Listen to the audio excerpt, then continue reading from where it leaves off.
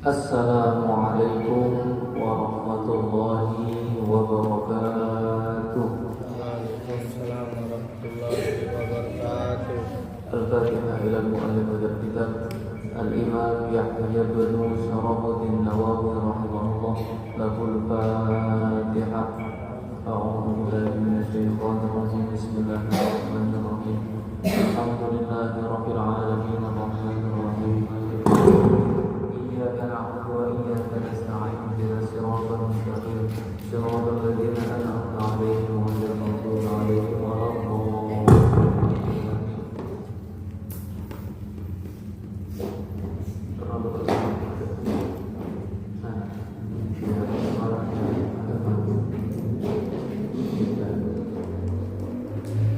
Bismillahirrahmanirrahim. Kita lanjutkan ngaji kita kitab Arba'in Nawawi tentang hadis-hadis sahih. Bismillahirrahmanirrahim. Qala al-musannifu rahimahullahu ta'ala wa nafa'ana bi ulumihi wa ulumi masyayikhina fid dharain amin.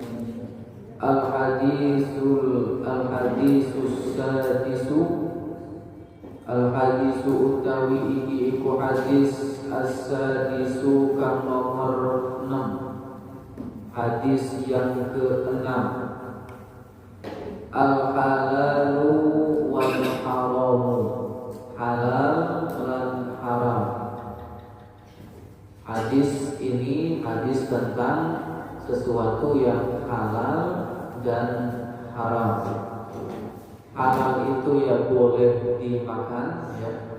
Kalau haram itu nggak boleh dimakan, atau perbuatan yang halal boleh dilakukan, perbuatan yang haram itu perbuatan yang tidak boleh dilakukan. Enaknya itu.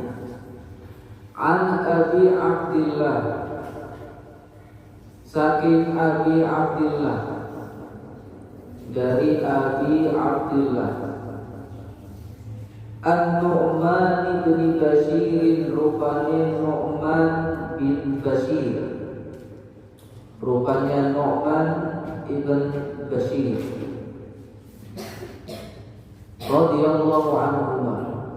Jadi bapaknya Nu'man itu juga sahabat. Bapak ibunya Nu'man itu sahabat Nabi sallallahu alaihi wasallam. Ya, Nu'man ini dilahirkan kalau tidak salah 14 bulan setelah hijrah ke Madinah. Jadi beliau itu lahir setelah hijrah, ya.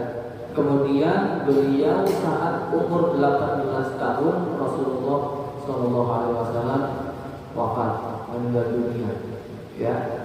Nah, beliau juga banyak menerima hadis dari Rasulullah Shallallahu Alaihi Wasallam, tapi disampaikannya setelah dewasa. Masih kecil beliau menjalankan hadis, kan nggak boleh. Kalau meriwayatkan hadis kok masih kecil, itu hadisnya nggak diterima. Jadi beliau meriwayatkannya setelah balik, setelah dewasa, baru meriwayatkan hadis dari Rasul Sallallahu Alaihi Wasallam. Beliau juga merupakan ahli sihir. Beliau hebat di masalah sihir dan juga pidato.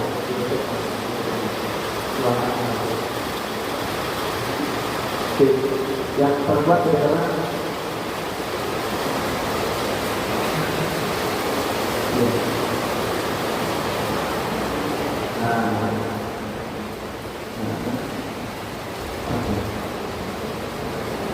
jadi Nu'man bin Bashir ini merupakan sahabat Nabi Sallallahu Alaihi Wasallam. Beliau lahir 14 bulan setelah hijrah ke Madinah. Kemudian dia ahli syair, beliau juga ahli khutbah. Pidatonya bagus. Cuma akhir hayatnya agak gak enak. Beliau itu kayak di kudeta. Beliau gubernur, kemudian kayak dibunuh lah. Matinya mati syahid, dibunuh sama pemberontak. Ini Nu'man bin Bashir. Qala dawuh sapa Nu'man bin Bashir, sami'tu ngerungu ingsun, saya telah mendengar Rasulullah sallallahu alaihi wasallam Rasulullah sallallahu alaihi wasallam saya mendengar Rasulullah sallallahu alaihi wasallam yaqul ingkang dawuh sapa Rasul ingkang halal setuhune perkara kang halal iku bayyinun wis pertelo. Sesungguhnya hal yang halal itu sudah jelas. Bagi itu jelas. Sesungguhnya sesuatu yang halal itu sudah jelas. Wa innal harama lan setuhune perkara kang haram dan adapun perkara yang haram iku bayyinun wis pertelo, sudah jelas. Perkara yang haram itu sudah jelas, ya.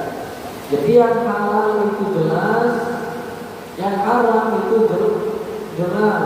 Contohnya makanan yang haram ya anjing, babi, khamr, sesuatu yang memabukkan itu jelas haram, ya.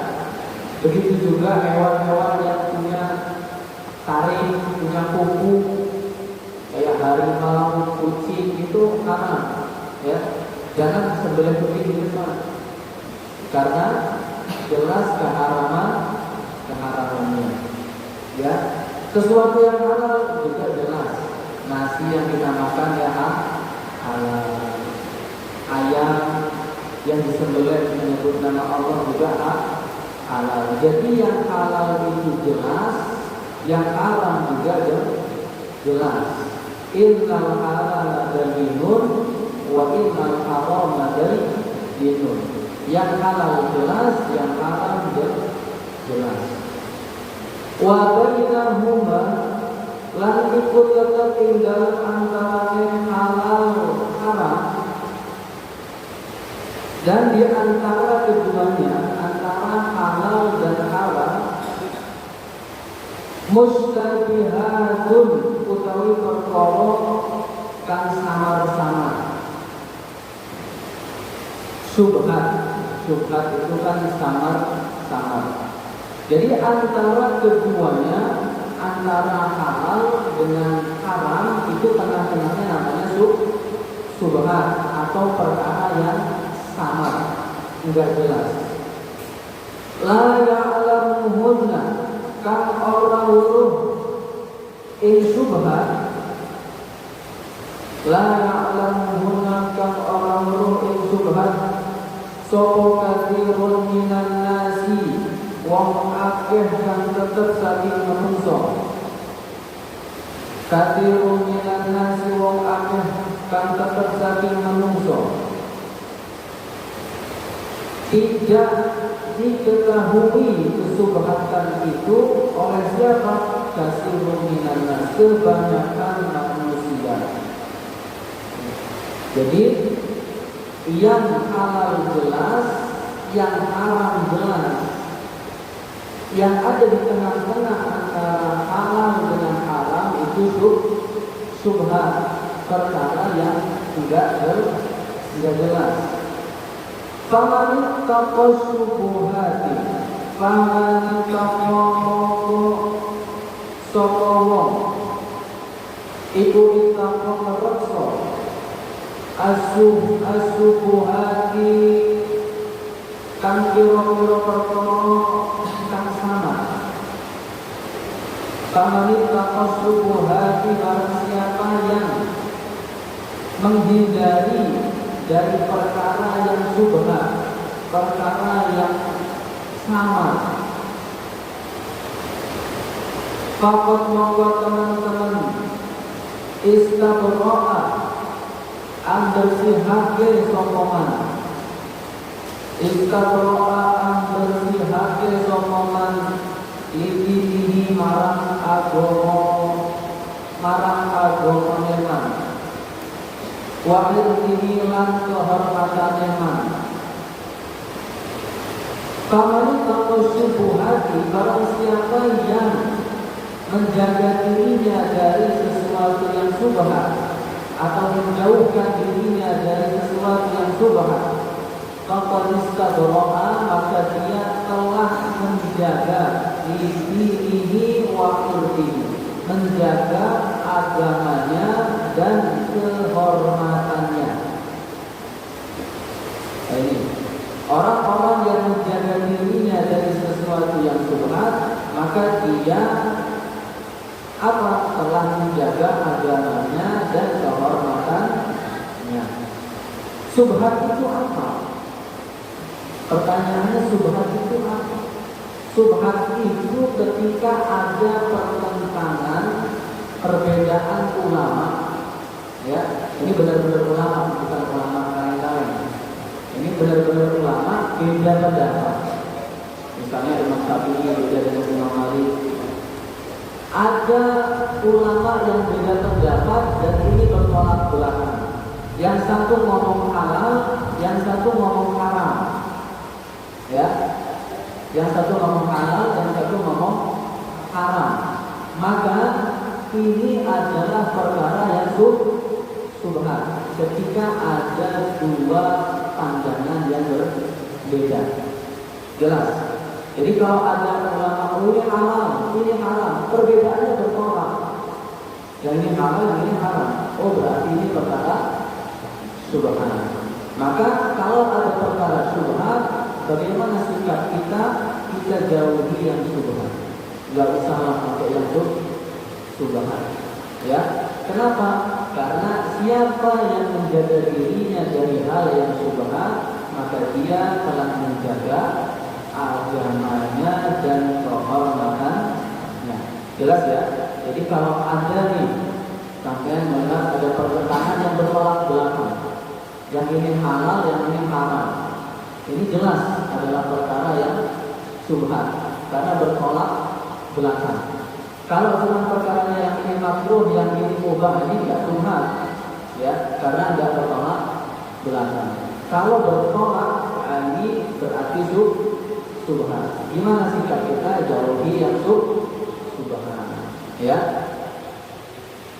Kemudian syubhat juga kita bisa ketahui dari yang pertama, itu ada syubhat yang kita sudah tahu jelas kehalalannya. Ya.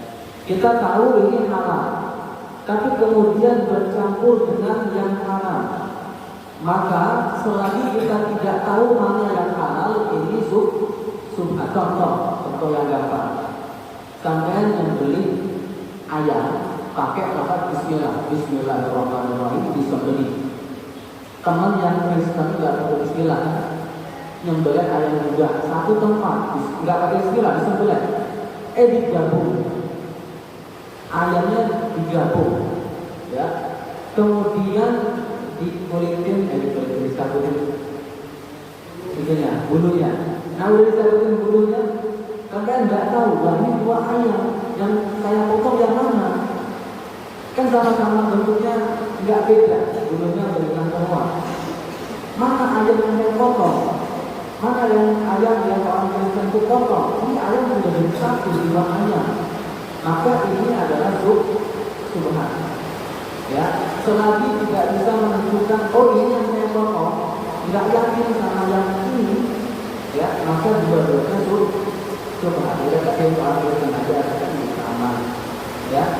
Gitu. Jadi kalau ada tadi, sampai sudah jelas ini halal nih, saya potong dengan bismillah. Tapi kawan yang Kristen potong nggak pakai bismillah, dijadikan satu. Mana yang potongan saya? Nggak jelas, maka itu syubhat, ya. Atau syubhat juga bisa yang nomor dua, sampai sudah tahu keharamannya, ya. Sampai sudah tahu keharamannya, kemudian bercampur dengan yang halal. Contohnya apa? Contohnya ada seorang wanita yang ditalak, dia tertalak, kemudian dia mikir saya ditangkap juga ya, saya ditangkap ya, kayaknya enggak.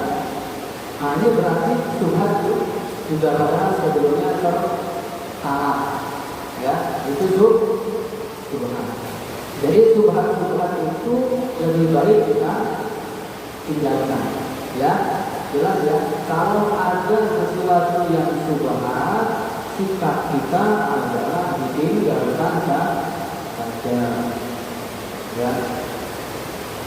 Wa man waqa'a fi syubuhati, lanjut. Wa man waqa'a lan sapa wong iku waqa'a tumibo fi syubuhati ing dalem perkara kang samar.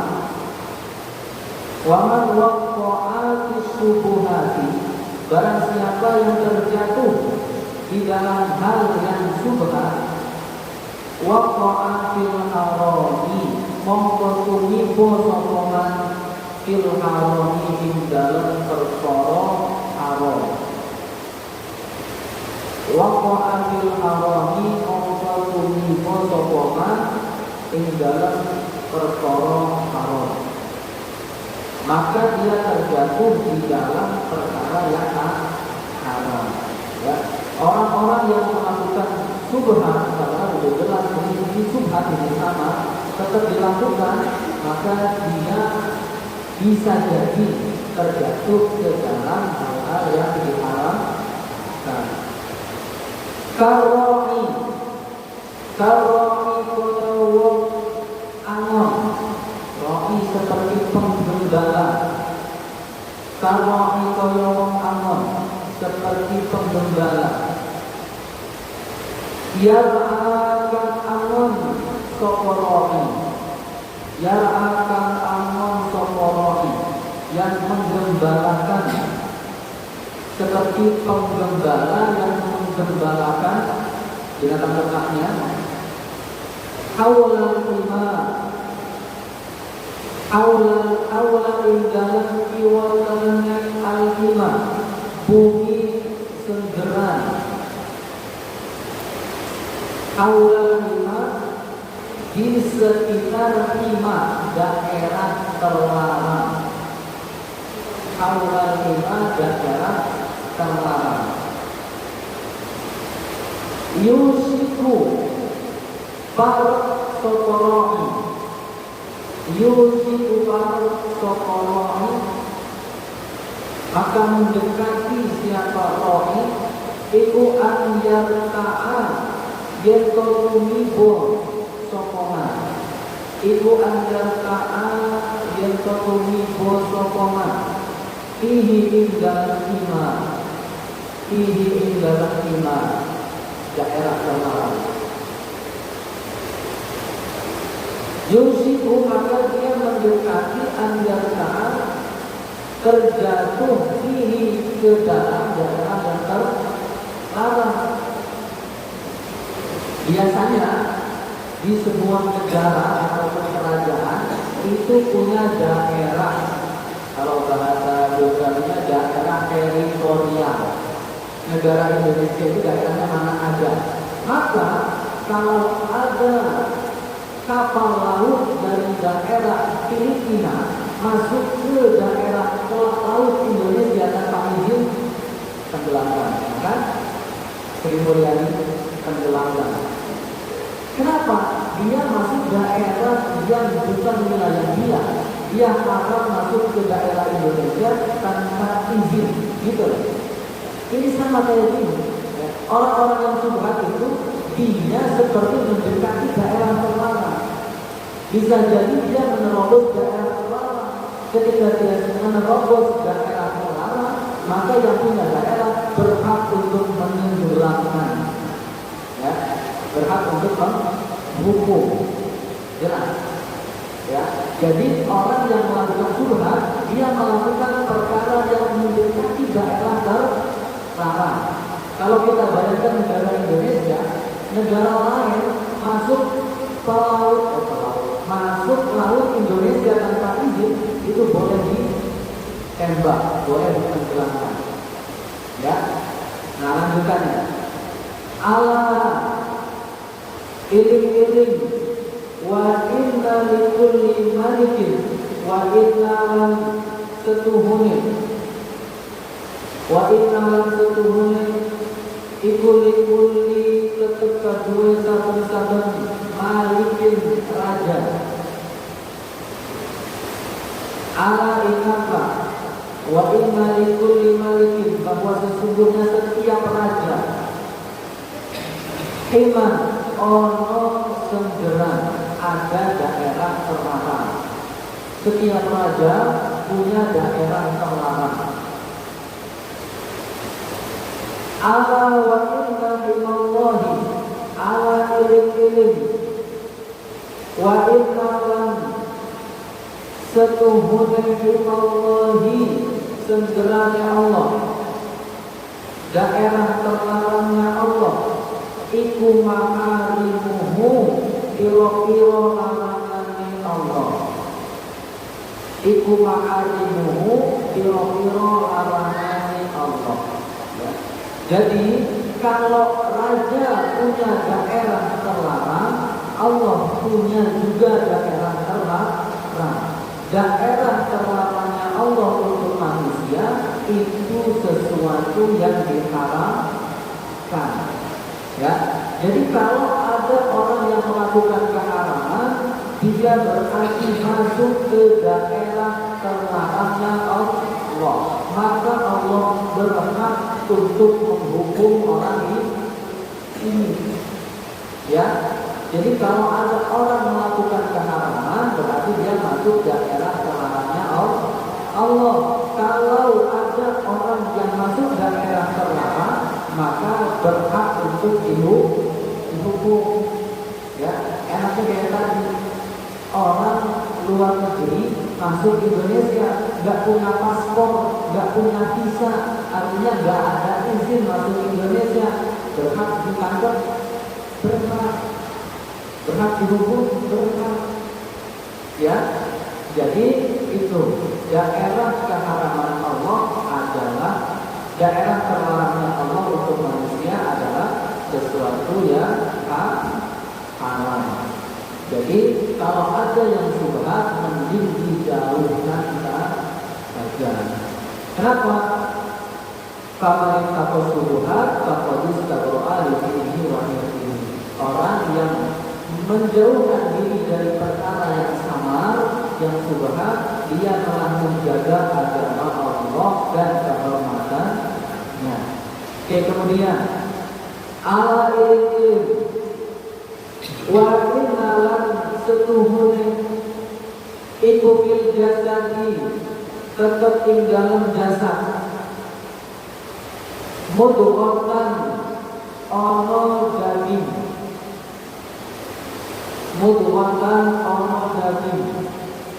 sesungguhnya di dalam jasad itu ada daging. Idza sholahat tatkalane bagus apa daging ya mudghah. Idza sholahat tatkalane bagus apa daging. Sholahal jasadu kulluhu sholaha mongko bagus apa al jasadu kulluhu jasad sekabehane.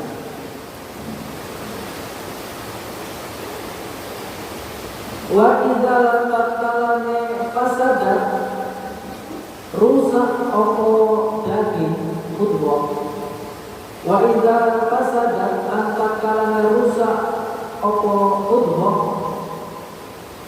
Jika rusak daging itu fasada maka rusak, maka rusak apa al jasadu kulluhu jasad sekabehane. Ala iling wahia lan utawi mudghah, wahia lan utawi mudghah iku al qalbu hati. Ingatlah bahwa segumpal daging itu adalah hati. Maka kita jaga hati kita, ya, dengan jangan memasukkan sesuatu ke tubuh kita berupa hal-hal yang haram, ya, ataupun berupa hal-hal yang subhat, ya. Jangan masukkan makanan ke tubuh kita itu berupa makanan yang haram ataupun makanan yang subhat. Rasul itu pernah pulang ke rumah, di kasur ada kurma. Kemudian Rasul makan kurma itu. Sebelum ditelan ingat, ini kurma apa? Langsung dilepaskan, dibuang. Kenapa dilepaskan sama Rasul? Karena Rasul takut kurma itu subhat. Kok bisa kurma subhat? Karena Rasul tidak menerima sedekah. Kalau itu kurma sedekah, maka itu kurmanya haram dimakan sama Rasul. Ya, tapi bisa jadi itu kurma punya Aisyah, Sayyidah Aisyah.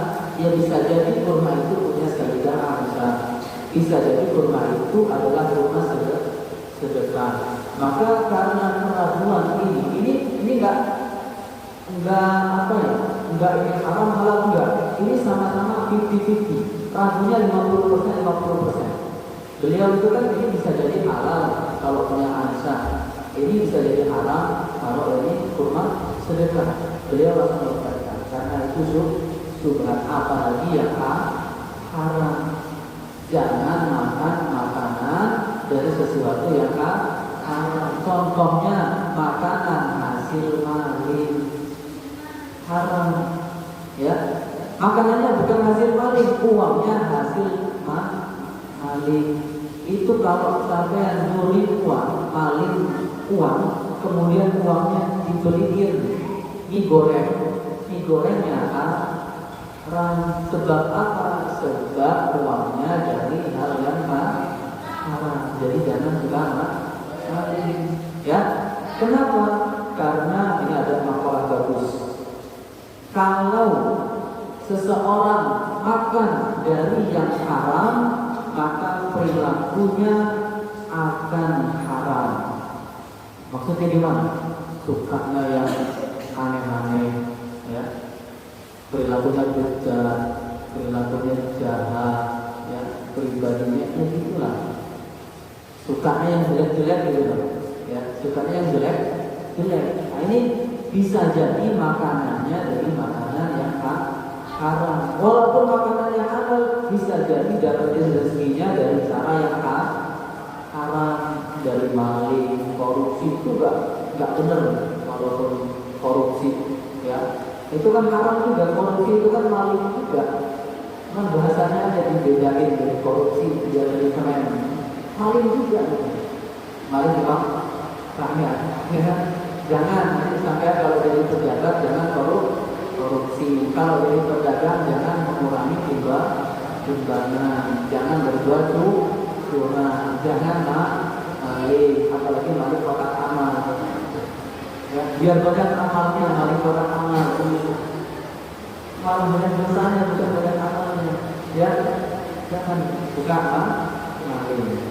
Begitu juga kalau seseorang memasukkan makanan yang halal ke tubuhnya, maka perilakunya akan menjadi halal. Artinya perilaku dia, tingkah laku dia baik, soleh, diajak kebenaran senang, diajak ibadah senang. Coba kalau makanannya haram terus, diajak maksiat senang, diajak ibadah ogah, diajak ngaji ogah, mending tidur, bisa jadi, ya. Dan begitu juga kalau ada yang memasukkan makanan ke tubuhnya berupa makanan subhat yang sama, maka perilakunya juga akan jadi subhat. Perilakunya samar juga, ya. Perilakunya aneh-aneh juga, ya. Kenapa? Bisa jadi makanan yang dia makan itu dari hal yang subhat. Imam Bukhari, rahimahullah, tahu Imam Bukhari? Itu bapaknya nggak pernah ngasih makanan yang subhat. Imam Bukhari, jadi orang alim. Bahkan kitabnya itu adalah kalau diurut-urut kitab yang terbaik setelah Al-Quran. Itu Sahih Bukhari, ya. Karena bapaknya nggak pernah ngasih makanan yang subhat, apalagi haram. Subhat aja nggak pernah, ya. Maka anaknya jadi anak yang alim, yang soleh. Imam Syafi'i, tahu Imam Syafi'i? Imam kita dalam mazhab ini, ya. Itu ibunya nggak pernah ngasih makanan yang subhat, ya. Bapaknya dulu kerja juga yang halal. Semenjak bapaknya meninggal dunia, ibunya juga cari rezekinya nggak pernah dari yang haram, nggak pernah dari yang subhat. Maka jadilah Imam Syafi'i itu orang yang alim, orang yang soleh.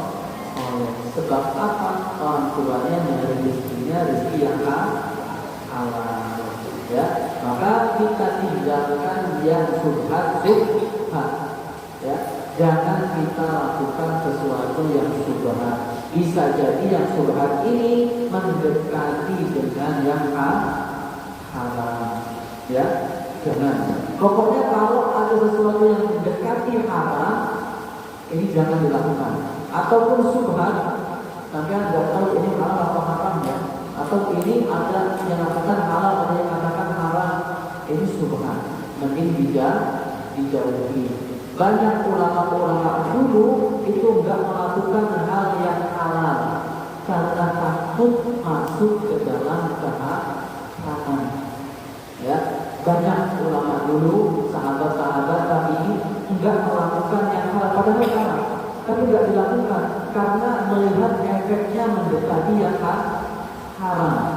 Tuh, padahal jelas halal, tapi kenapa nggak dilakukan? Efeknya mendekati haram, maka nggak jadi dilakukan. Takut masuk ke dalam keharaman. Kalau kita melakukan keharaman, kita nantinya akan dihukum oleh Allah Subhanahu wa Ta'ala. Rawahul Bukhari wa Muslim. Diceritakan saking Imam Bukhari wa Imam Muslim. Wallahu a'lam bishawab. Wassalamualaikum warahmatullahi wabarakatuh.